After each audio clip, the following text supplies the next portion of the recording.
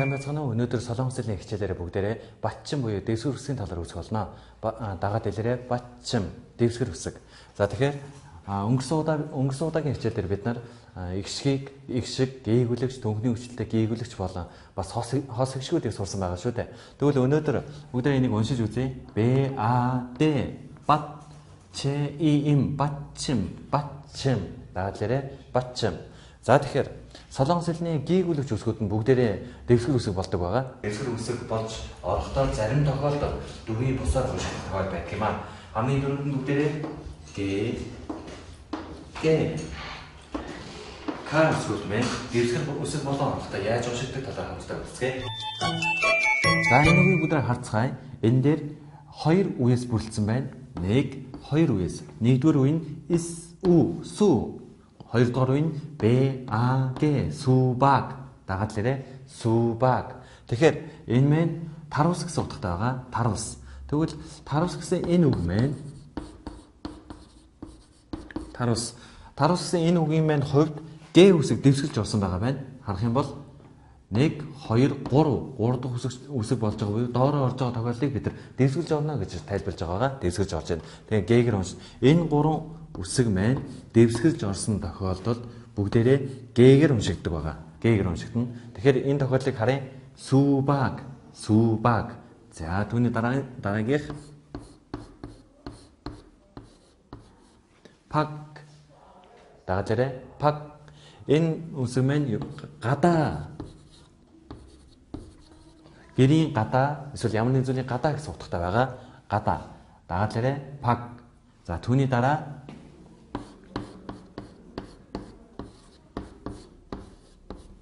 за дагаад уншаарай. Пуог.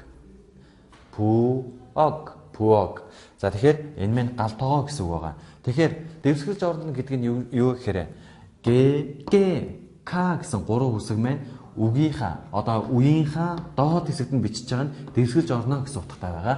За түүний дараагийн үсгийг бүгдээ хамт үзье. Энэ үсэг байгаа. Энэ үсэг. Дагаад хэлээрээ энэ дэвсгэлж орсон ч гэсэн энээрээ уншигддаг байгаа. За харах юм бол ан. Дагаад хэлээрээ ан.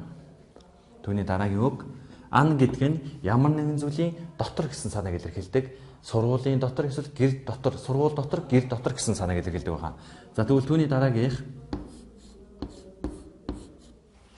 дагаад уншаарай. Нүн. Нүн гэдэг маань нүд болон цас гэсэн хоёр утгатай байгаа. Нүд бас цас гэсэн утгатай байна. Та түүний дараагийн үгийг харъя.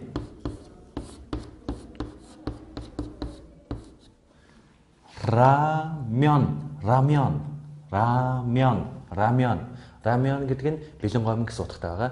Тэгээд анзаарах юм бол энэ үсэг нь үгэн дотор дэвсгэлж орох юм бол инээрээ уншигддаг гэсэн дүрмийнхаа дагуу нүн, рамён гэж уншигдсан байна. За тэгвэл дараагийн дэвсгэлж орж байгаа үсгүүдийг бүгдээ хамтаа ажиглая. Солонгос хэлний дэвсгэр үсгүүдийн дундаас хамгийн чухал байр суурийг эзэлдэг хэсэг бол Д-гэр уншигдах тохиолдлууд байгаа. За тэгэхээр ямар үсгүүд Д-гэр уншигддаг вэ гэдгийг хэлж өгье. Д өөрөө байгаа.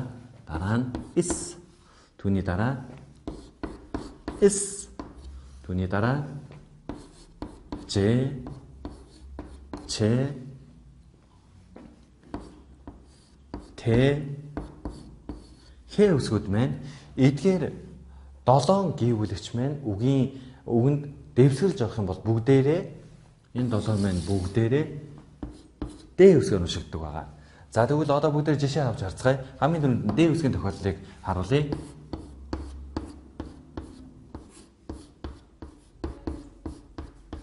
Суткараг. Дагаад хэлээрээ суткараг. Халбаг гэсэн утгатай байгаа.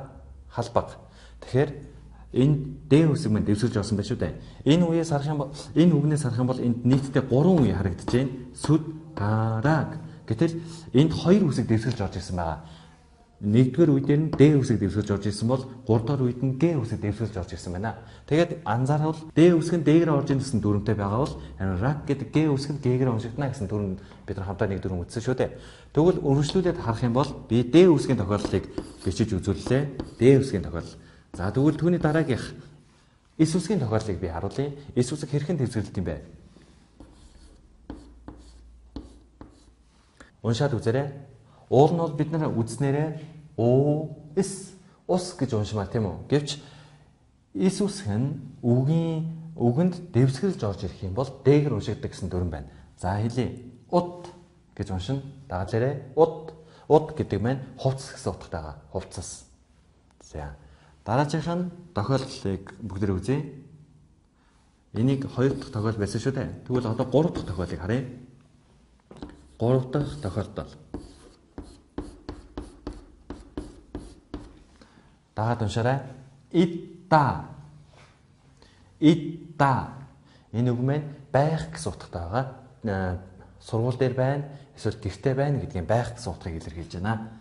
За, тэгээд энэ үгэн дээр хоёр үгээс бүрэлдэж байгаа энэ үг маань эхний үг нь эс буюу эс нь доороо дэвсгэрж орсон учраас энэ нь эсээрээ биш харин дээгэр уншигдж байгаамаа. Энийг сайхан ажиглаарай. Манай руу Монгол хүний сэтгэлгээнд нийцүүлэн Солонгос хэлний бүх шатны ном сургагчдыг боловсруулан гаргаж, мэргэжлийн түвшинд Солонгос хэлний анхан шатнаас эхлээд Солонгос хэлний түвшин тогтоох шалгалтын дээд шат хүртэл бүх сургалтуудыг Монгол болон Солонгос багштайгаар байнга эсрэг даван сургалт явуулж байна. Манай төвийн багш нар магистр болон түүнээс дээш зэрэгтэй ба Монгол хүний онцлогт нийцүүлэн хичээлийг сонирхолтойгоор явуулдаг. Би нарийн гарц хэл шинжилгээ хүрээлэнд Солонгос хэлний анхан шатны сургалтанд суудаг. Солонгос Монгол багштай найрсаг 5 тухтай. Ном болон дагалдах CD бус хэрэгслүүд нь ойлгоход маш хүнтэй. 6 сарын дотор одоо топгийн 4-р төвсөнд тэнцвүүлж байсан. Хичээлийн мах цагаараа нэмэлтээр ирж хичээллэх боломжийг олгодог байгаа. Хилээ сайн сурч тэтгэлэг хангахыг хүсэж байна. Солонгос хэлнийхээ мэдлийг дээшлүүлэхийн тулд нарийн гарц хэл шинжилгээний хүрээлэнг зорж ирсэндээ баяртай байна. Багш нартай аль баярлалаа. Солонгос хэлийг зөв суурьтай суралцахыг хүсвэл манай сургалтын төвд хүрэлцээр суралцаарай. Та бүхэн Солонгос хэлийг чанартай зөв суурьтай сурмаар байвал нарийн гарц Солонгос хэлний мэргэжлийн сургалтын төвд хүрэлцээрэй. Та сурч чадвал бид зааж чадна гэсэн уриалгаар манайх үйл ажиллагаа байнга явуулж байна. Манай хаяг 13 дугаар хоолны автобусны буудлын баруун талд байрлах Британий эзэнгийн баруун хойд талд Могулская офисын 5 дугаар давхарт 505 506 дугаар банд байрлаж байна. Манай утас 9664 9939 8994 9939 таягоодоо залгаарай. За түүний дараагийн үгийг харъя. Дараагийн тохиолдол нь бид нар Ж үсгийн тохиолдол байгаа шүү дээ. 4 дахь тохиолдол зарах юм бол над гэж уншмаар байгаа ч гэсэн энэ нь Ж үсгийн дэвсгэрж орж ирсэн учраас над гэж уншиж байгаа. Дагаад уншаарай. Над. За. Түүний дараагийн тохиолдлыг бид нар харъя. Түүний дараагийн тохиолдол нь Ч үсэг байна. Ч. 5 дахь тохиолдол. Дагаад уншаарай. Гут. Энэ маань цэцэг гэсэн утгатай байгаа. Цэцэг. Тэгэхээр гэ, оо, ч.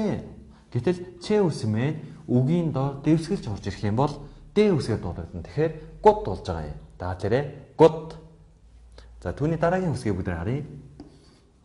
6.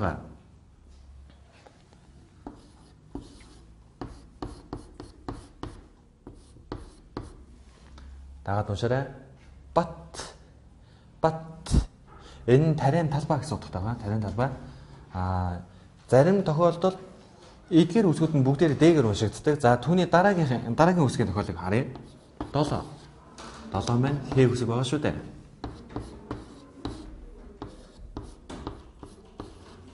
Дагаад уншаарай. Хиэд.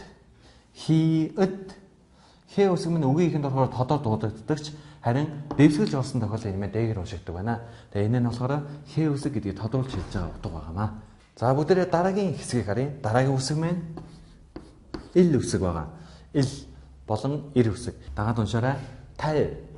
Д үсэг маань үгийн ихэнд орох юм бол тэгэр уншигддаг гэсэн дүрмийг бид нар өмнө үзчихсэн шүү дээ.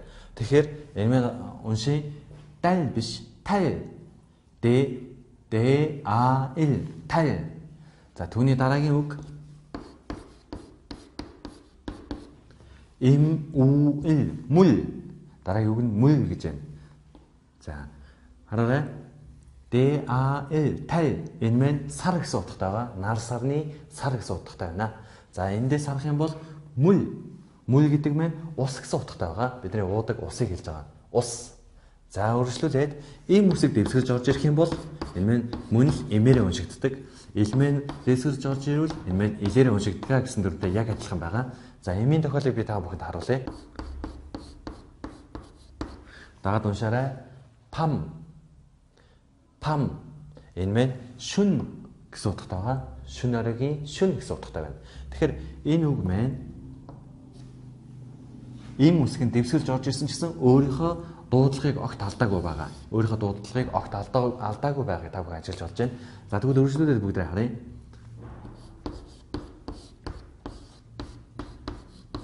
За энийг уншъя. Маум. Дагаад лээрээ маум. Маум. Зүрх сэтгэл гэсэн утгатай байна. Зүрх сэтгэл. Дагаад лээрээ маум. За түүний дараагийн мөн нэг жишээг та бүхэнд харуулъя. Дагаад хэлээрээ хим. Хим энэ маань хүч чадлын хүч гэсэн утгатай байгаа. Хүч. За одоо Б болон П үсэг маань дэвсгэрж орж ирэх юм бол хэрхэн уншигдгийг бүгд харцгаая. Б болон П үсэг маань дэвсгэрж орж ирвэл Б-гээр уншигддаг гэсэн дүрэн байдаг. Б-гээр уншигддаг гэсэн дүрэн байдаг. Дагаад уншаарай. Коп. Коп энэ маань аяг гэсэн утгатай байгаа. Аяг. Дагаад уншаарай. Ив. Ив энэ маань ам гэсэн утгатай байгаа. Ам. Дагаад уншаарай. Ап. Ап.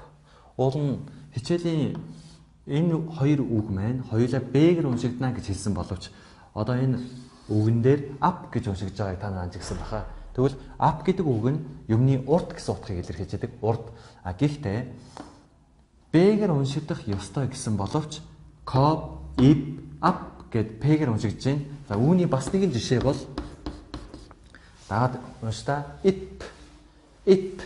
Ит гэдэг нь болохоор навч гэсэн утгатай байгаа. Тэгвэл Б болон П үсэг нь дэвсгэрж орж ирэх юм бол Б-гээр уншигддаг гэдэг дүрм нь тодорхой нөхцөл байдалд бас зөрчигдөх тохиол байдаг. Энэ тохиолдолд тодорхой хэмжээнд зөрчигдөж болно гэсэн үг. Төрөний бидний хамтдаа үзсэн Д-гээр дуудагддаг гүйгүүлэгчдийн хувьд болохоор дүрмийн бус тохиол байдаггүй байгаа. Эдгээр маань бүгдээрээ Д-гээр уншигдана гэсэн үг. Үргэлжлүүлээд эн гүйгүүлэгчийг бүгдээр харцгаая. Эн гэдэг нь болохоор энгээрээ л уншигдана. За тэгэхээр дэвсгэрж орсон тохиолыг бүгдээр харъя. Уншаарай. Кан энэ маань гол горх гэсэн утгатай байгаа. Гол горх. За.